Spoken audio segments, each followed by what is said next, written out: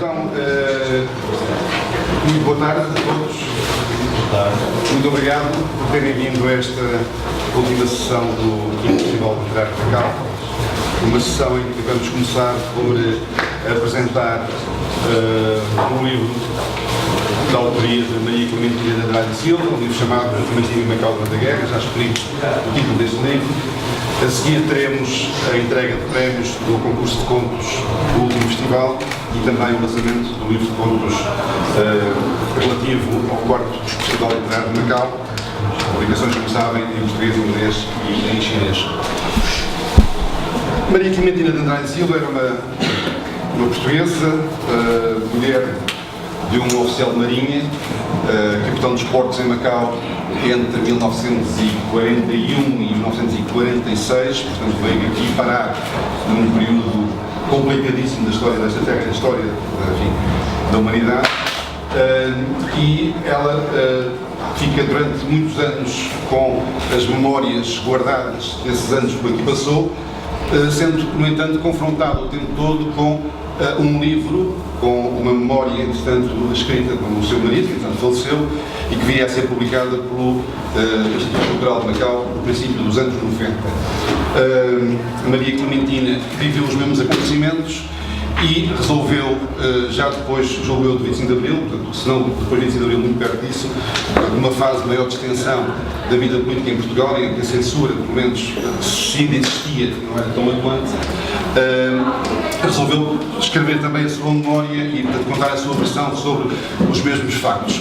Daí que o primeiro livro se tenha chamado Eu Estive em Macau durante a Guerra, e nós tínhamos achado que faria sentido dar este título, Eu Também Estive em Macau durante a Guerra, a esta memória, que é um ponto de vista feminino, de uma dona de casa, que, no entanto, está estes anos todos em Macau, estes 6 anos, os 4 anos em Macau, 5 anos em Macau, durante a guerra, e vive acontecimentos muito pouco vulgares para uma dona de casa.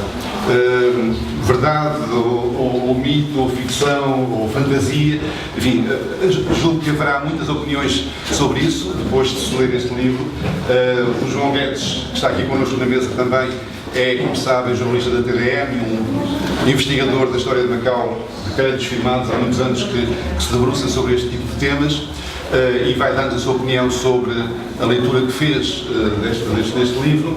E comigo está, com grande prazer meu, a Sofia Andrade e Silva, que é neta da autora desta memória, com quem eu tenho estado em contacto há mais de um ano, e agora peço desculpa, às vezes com algumas interrupções, mas decidimos de facto avançar para a publicação deste livro, porque achamos que é, enfim, do máximo interesse relativamente a trazer a lume e a público factos sobre aquela época que, embora alguns deles fossem conhecidos, pelo menos ela narra-os de uma maneira muito especial e com um detalhe que nós não conhecíamos.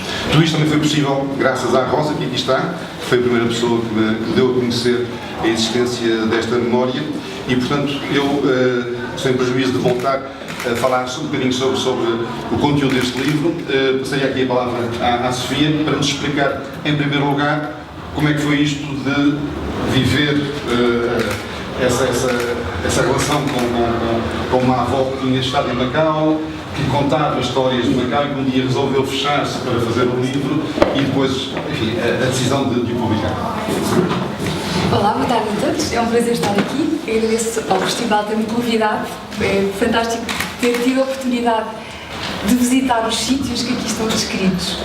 E quando penso na minha avó, nós chamávamos a minha avó secretamente a espia, quando lemos este livro. E o que é que aconteceu com este livro? A minha avó contava-nos sempre histórias, e contava muitas histórias. Vivia-se muito Macau. Em tudo. A casa era repleta de objetos de Macau. A mobília, o biombo, o Buda, o jarrão, o arcão. Quase um bocadinho pesado demais. Pelo menos para mim, que era novinha, estava quando íamos à casa da minha avó, que na altura vivia com a filha já, porque já era viúva, mas era tudo, era um bocado pesado, era as cinzes. E pouco a pouco fui percebendo, a minha avó, por exemplo, sempre usou calças, nunca a vi usar uma saia. Talvez, quando tinha 80 anos, tenha usado uma saia porque estava muito frio e então põe assim por cima. Mas usava calças sempre, usava aqueles casaquinhos chineses. Portanto, a memória de Macau perdurou e ficou com ela durante toda a vida. E um dia, eu tenho imensa pena, eu não vivia com a minha avó, as minhas outras primas, a minha avó teve 2 filhos, eu sou filha do rapaz, do Té, e as minhas outras primas viviam com a Miúsca, eram os filhos da Miúsca, e elas é que viviam com a minha avó diariamente.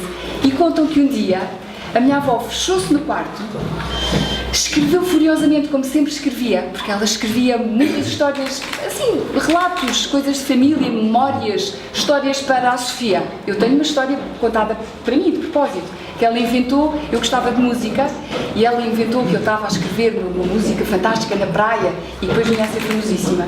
Portanto, ela tinha esta maneira de contar, que não é que seja escritora, nem era a ambição dela, era contar o que ia na alma, o que lhe acontecia. E quando ela saiu com este manuscrito, disse assim, está aqui, isto é verdade, isto foi o que eu vivi em Macau. E de repente acho que ficámos todos tipos estarrecidos, porque a minha avó nunca nos tinha contado, não me lembro dela me ter nunca contado uma história a dizer eu vivi em Macau e foi terrível e passava por cima de cadáveres e tive que quase matar a minha filha. Isto a minha avó nunca me contou. E de repente eu leio um manuscrito em que, entre outras coisas, diz: eu não dava amor e miminho aos meus filhos porque tinha medo de haver a hipótese de eu morrer e deles terem que se arriscar sozinhos. E eu pensava, que horror, que avó ou que pessoa tão fria, não é? Que consegue, com toda a tranquilidade, pensar nisto e dizer: vem-me dar um beijo, deixa-me afastá-los. E acho que depois de ler e reler e vivermos um bocadinho o que está aqui escrito, e tenho de confessar, crescer, voltar a ler o manuscrito com outros olhos e de repente diz assim, não, isto, devíamos fazer qualquer coisa com isto. A qualquer amigo, se eu estiver a falar demais, diga. Não, está tudo. Que sabem, nós, adolescentes, não é? E começámos a dizer, nós temos uma avó que foi espia em Macau. Isso é fantástico. Queres ler o livro? E nós tínhamos o manuscrito da minha avó, que não era manuscrito, era, enfim, escrito à máquina e que nós fotocopiávamos, e qualquer dos nossos amigos que agarrava no livro, enfim, no escrito, lia aquilo de uma ponta à outra. Fizemos teatros, sabem, nos fins de ano fazíamos teatros. Bora escolher ali, qual é a história da tua avó para nos fazer desta vez? Portanto, era uma coisa que existia. E pouco a pouco havia a ideia, vamos escrever, vamos publicar, vale a pena. Tinha que se trabalhar um bocadinho, porque havia coisas que não estavam, como digo, não era propriamente uma escritora, portanto, escreveu a correr da pena. E para ser uma coisa interessante, e acho que havia ali um bocadinho de inércia também, porque o que aqui está dito é mal do governador, que imagino que depois explique melhor, que é para não ficar a minha avó com ar de ser horrível. Mas pronto, é assim mesmo. E sem peias nenhumas, diz, aquele homem era horrível, era execrável, era um corrupto, fazia tudo assim. E as filhas do governador, pelo menos uma filha ainda tinha sido colega da minha mãe, portanto conheciam-se.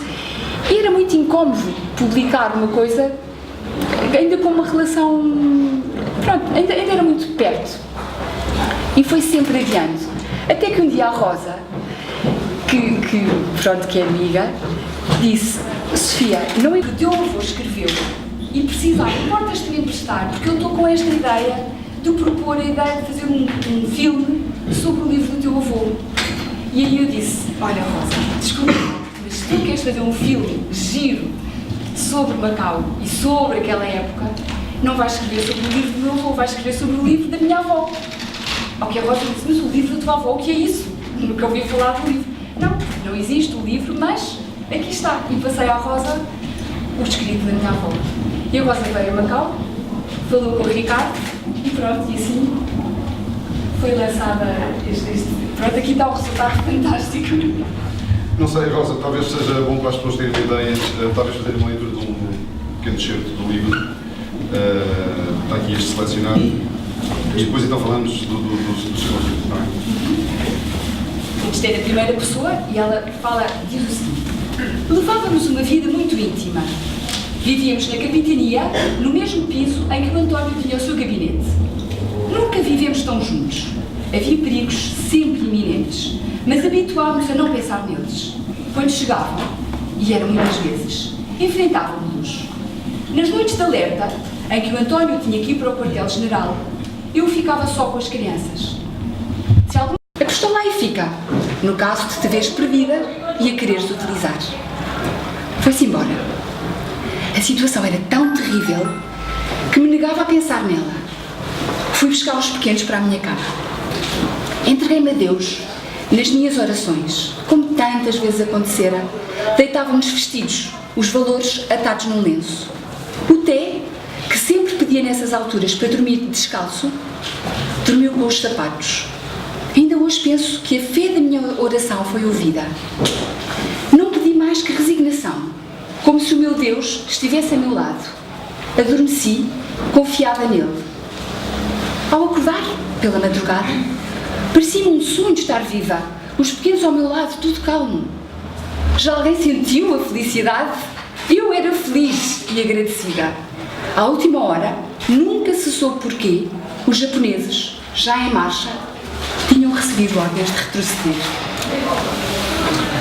Bom, isto é um excerto da memória de Maria Clementina e João Guedes. Estas constantes ameaças de invasão dos japoneses durante esses anos em que tudo à volta era um território ocupado pelos japoneses, com exceção de Macau, que era um território neutral em toda a Ásia Pacífica. Isso era uma constante. Portanto, este episódio que a Maria Clementina conta é um entre muitos e é também um dos muitos episódios que faz crer que esta memória, por muito que possa estar ferida de uma ou outra imprecisão, de uma ou outra, enfim, falta de rigor, tem muita validade em termos de documento histórico até. Exatamente, este livro é interessantíssimo e então para mim, enfim, que ando nesta área, investigo nesta área, é rigorosamente verdade tudo quanto está aqui neste livro, naturalmente, com a sua ficção natural que surge das memórias que são depois contadas muitos anos depois, portanto já não se sabe exatamente o nome da pessoa, a data em que foi, há uns pormenores que pouco interessam para o caso, de maneira que esse relato aí é interessantíssimo, porque quem terá resolvido a situação da ordem de retirada das tropas japonesas teria sido o Dr. Pedro Lobo, que era quem tudo mandava aqui em Macau. Ele mandava mais que o próprio governador Gabriel Teixeira. Aliás, tinha uma secretária na antecâmara do governador e dizem que não havia papel nenhum que chegasse ao governador que não passasse antes por Dr. Pedro Lobo. Ora, o Dr. Pedro Lobo, segundo conta o Pato Teixeira, nessa altura estava tudo muito aflito e de maneira que o Dr. Pedro Lobo pega numas garrafas de vinho do Porto, atravessa para o outro lado, para a Ilha da Lapa, fala com o comandante militar japonês, que era o coronel Sarva, e enfim, prega uma grande bandeira no coronel Sarva, e o coronel Sarva teria dito às tropas para não virem para Macau. Claro que isto é uma anedota, mas portanto diz bem dos tempos completamente anormais que se viviam nesse tempo, e nós, portugueses, não fazemos bem ideia disto, e por isso consideramos assim a partida fantasioso um livro deste estilo. Porquê? Porque Portugal esteve sempre muito longe da guerra. Macau não, Macau esteve no centro da guerra. Era um hábito, por exemplo, as crianças aqui em Macau irem para a rua e ver os bombardeiros passarem para irem bombardear aqui muito perto, os bombardeiros japoneses e depois os bombardeiros americanos. As bombas ouviam-se aqui, e de maneira que a guerra não estava longe, nem era um mito, nem era um relato da imprensa. Por outro lado, Macau era um território neutral, que tinha que se defender, portanto, Macau não tinha tropas e, portanto, a espionagem tinha aqui um valor inestimável na sobrevivência de Macau. Aliás, Timor tinha sido invadido e, portanto, Macau estava sempre sob o risco de poder ser atacada a qualquer momento. Portanto, era preciso saber muito bem o que é que se passava do outro lado e saber o que é que os japoneses estavam a preparar. Ora, nesse aspecto, nós temos aqui em Macau variadíssimas redes de espionagem. Portanto, eu trouxe aqui uma pequena cábula, porque isto é interessante, é a história de que não se fala, porque é a história secreta, é a história de que não há documentos, ou existem poucos, e onde as contradições abundam. Mas de facto é interessantíssimo. Por exemplo, um dos homens da espionagem era o cônsul John Reeves, que publicou, ou melhor, foi publicado um manuscrito dele, que é o relatório que ele faz para o MI6 britânico no final da sua comissão aqui em Macau, que tem a sua rede de espionagem constituída em grande parte por refugiados que vêm de Hong Kong. Ele portanto, fornece inteligência à Grã-Bretanha, mas também aos Estados Unidos da América. Há aqui uma série de espiões americanos, por exemplo, há um sujeito chamado Gardner, casado com uma portuguesa, que foi durante aqueles 5 anos de guerra, era um tipo que se bandeava com os japoneses, que enfim, defendia os japoneses ao trance em todo lado onde se encontrava, e no fim da guerra ele surge com a farda de oficial americano. Era um oficial do Serviço de Informações, do SOE americano, e depois participa na rendição das tropas japonesas. Portanto, tudo isto era um teatro de sombras que não se sabia quem era quem, nem quem trabalhava para quem. Muita gente pensaria que este John Reeves, o cônsul britânico, seria o chefe dos serviços secretos britânicos. Aqui não era o chefe dos serviços secretos britânicos, era um sujeito dinamarquês chamado Olsen, e como era dinamarquês ele podia viajar livremente, portanto não tinha o estatuto de neutralidade, e portanto é ele que fornece os códigos a todos os agentes que por aqui estavam, para as comunicações que eram feitas. As comunicações eram feitas, as informações eram recolhidas aqui e depois enviadas por rádio através de um rádio emissor potentíssimo que estava nos Salesianos, ali no Instituto Salesiano. Portanto, os padres é que tratavam era um sítio que os japoneses não pensariam que poderia. E ele funcionou durante toda a guerra até ao fim. E o governo livre da China estava em Chongqing e, portanto, toda a informação, toda a inteligência era carregada para Chongqing. Essa inteligência vai daqui para Hong Kong, curiosamente para o campo de concentração de Stanley, onde está o Charles Boxer. O Charles Boxer era um historiador, não sabe quem é, talvez o maior historiador da expansão portuguesa para o Oriente.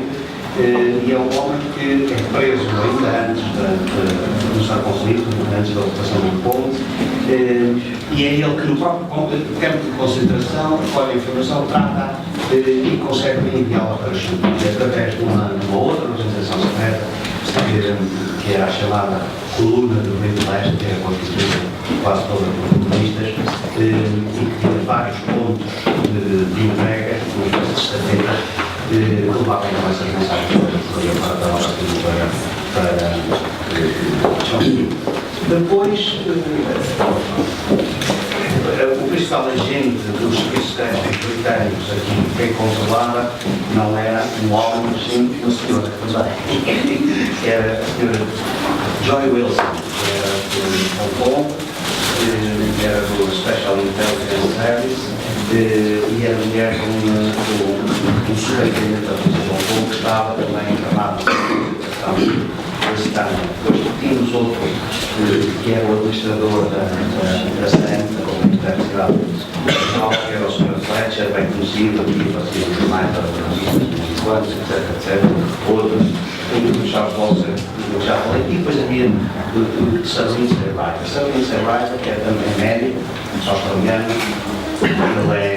ele faz um livro de que é um levantamento de todas as pessoas, os ingleses que estão ingleses e americanos, que estão sepultados no cemitério protestante que tinha em Macau, em Inglaterra. Ora bom, ele faz isso é publicado, o livro está publicado, e claro que esse levantamento que ele fez ao longo de muitos anos é a nossa cultura das suas personagens, porque ele era o MI6. Este Lindsay Ryan fez uma organização especial que se chamava British Aid Group, que pertencia ao MI9, que tinha uma função especial de recolher os pilotos que eram abatidos aqui na região e transportá-los clandestinamente para Chongqing. Depois temos outro, o secretário do governador, que é a sua avó fala, exatamente, que era um corrupto. Pedro Lobo, ele próprio tinha uma rede de espionagem, enfim, que lhe permitia manter uma informação constante sobre o que se ia passando. Ele tinha um homem de mão que era o Imortal, que era um tipo que tinha uma série de juncos e que garantia o transporte do arroz, que era essencial para Macau, desde a Indochina até Macau. E, portanto, essa rede toda constituída era uma seita secreta, sabia muita coisa, porque fazia a navegação toda, ao longo desta costa toda, e, portanto, ia informando sobre a posição dos navios japoneses, e eles estavam bem perto, tinham aqui uma base muito grande, com uns milhares de homens numa destas ilhas que estão aqui muito próximas. Mas depois, por exemplo, tínhamos também o Sir Roger Lobo, o filho de Pedro Lobo, que morreu o ano passado, que também era encarregado muitas vezes de missões secretas, principalmente de enviar mensagens para o campo de Stanley. Depois havia um outro médico importante que pertencia ao MI6, que era o Dr. Osório, que morreu já também, e depois havia o chefe da inteligência britânica aqui em Hong Kong, que dominava toda a área chinesa, que era o ICBM, que foi o dono da Coca-Cola, também já faleceu, que foi o dono da Coca-Cola aqui em Macau. E depois havia Jack Braga, também historiador, que vendeu toda a sua biblioteca, doou à Universidade de Sydney, na Austrália. Portanto, e eu falei apenas nas figuras que tiveram uma responsabilidade maior durante aqueles 4 anos de guerra, que foram 7, porque a situação começa a agravar-se fortemente a partir de 1937, com o avanço japonês e a tomada de Cantão. E depois então a situação para Macau fica mesmo muito negra, a partir do Natal de 1941, quando os japoneses, em vez de atacarem Hong Kong pelo lado do mar, Hong Kong estava preparado para isso, atacam Hong Kong pelo lado de Kowloon. E aí foi um falhanço da inteligência britânica, porque de facto deviam prever que os japoneses poderiam chegar a Kowloon e o ataque a Hong Kong era um sucesso, e em 3 dias o Japão conquistou Hong Kong. E pronto, eu creio que dei uma panorâmica da história secreta, se assim se pode dizer, que é contada aqui por Maria Clementina de Andrade e Silva, num livro que tem todo o interesse e que eu não parei de ler, a não ser quando cheguei ao fim. João, há uma figura muito importante ao livro, que é de facto o governador Gabriel Maurício Teixeira. Já te vou pedir a tua opinião sobre a veracidade e a credibilidade que merecem os comentários da autora sobre ele e sobre a sua postura. Eu apenas em relação a isso referia que há 20 anos escrevi para a revista Macau um artigo sobre estes anos de guerra, e na altura tive a oportunidade de conhecer em Portugal um homem que foi o número 2 da administração portuguesa em Macau nessa época, e que de uma forma bastante inesperada sai de Macau em 1944 e, através dessa rede de espionagem, vai por terra até Chongqing, e depois as tropas aliadas arranjam forma de o fazer chegar a Portugal. Basicamente, o que ele queria fazer era denunciar junto de Salazar o facto de o governador Gabriel Maurício Teixeira ser pró-japonês e agir como tal. E, portanto, acusava-o nomeadamente de vender ao desbarato tudo quanto eram barcos, gasolina, etc. Factos que, aliás, viriam a provocar os bombardeamentos americanos a Macau em janeiro, fevereiro e abril de 1945. Luís Menezes Alves acabou por chegar a Portugal depois de muitas peripécias. O relatório que fez para o Ministério do Ultramar, na altura, era de facto um livro acusatório relativamente ao governador Gabriel Maurício Teixeira, que acusava não apenas de uma política claramente contra os interesses do Estado português, mas mais do que isso, acusava-o de todo tipo de falta de caráter e desonestidade, porque era de facto, aparentemente, uma pessoa que se deixava levar muito pelo vil metal e, portanto, basicamente uma pessoa extremamente corrupta. É claro que Luís Menezes Alves chegou a Portugal, pediu uma audiência com Marcelo Caetano e ficou à espera dela até hoje, porque nunca a teve, e de facto esta denúncia que ele achava que ia dar um excelente resultado e que ia fazer mudar as coisas em Macau, acabou por nunca acontecer. Ele ficou muito amargurado com isso, ele só voltaria a Macau muitos anos depois como advogado para defender um grupo de americanos que tinham sido detidos aqui em Macau por supostamente estarem a fazer batota ao jogo. Acho que, enfim, Stanley na altura não gostou e procedeu a todas as diligências para que eles fossem detidos e, portanto, Luís Menezes Alves foi o único contacto que teve com Macau, foi, julgo que já no final dos anos 60 ou princípios dos anos 70, que voltou cá por alguns dias apenas para isso, e de facto nunca mais quis ouvir falar de Macau. Eu tive a oportunidade de o conhecer e ele era pai de um homem que desapareceu também há pouco tempo, que foi durante muito tempo presumível candidato à presidência da República em Portugal, o Dr. Menezes Alves. Por várias vezes tentou concorrer a Belém, nunca conseguiu por falta de assinaturas. Enfim, eu pensava que quando cheguei a Portugal e que ia falar com o Dr. Menezes Alves, pensava que era com o filho, e foi uma grande surpresa para mim perceber que o pai, que tinha assumido responsabilidades tão importantes em Macau desde 1939, foi quando ele cá chegou, que ainda estava vivo e, portanto, que estava disponível para falar comigo. Infelizmente, ele acabou por falecer 2 ou 3 dias depois de nos termos conhecido e, portanto, a conversa acabou por ser de um dia apenas, mas apesar de tudo, muito frutuosa. Eu fiquei sempre convencido que havia ali, assim, de facto, um relato da parte deste Luís Menezes Alves sobre o que se tinha passado em Macau e sobre a figura do governador, mas que era apenas uma visão de uma pessoa e, portanto, se poderia ter uma natureza muito subjetiva e, eventualmente, não ser comprovável com factos. Mas a verdade é que depois, ao longo da pesquisa que fui fazendo, de facto, houve variedíssimas evidências que comprovavam esse comportamento bastante, por vezes até ilegal, da parte do governador. E, ao estudar também um pouco a figura do governador, cheguei à conclusão que, para além de ser um homem da União Nacional, era um fascista assumido e muito orgulhoso disso, que se passeava com crachás da Quinta Internacional, portanto, com a Alemanha nazi, o Japão, a Espanha, a Itália, de Mussolini e Portugal, e que denunciava alguns dos democratas portugueses ao regime de Salazar pelo facto de eles não serem suficientemente pró-União Nacional.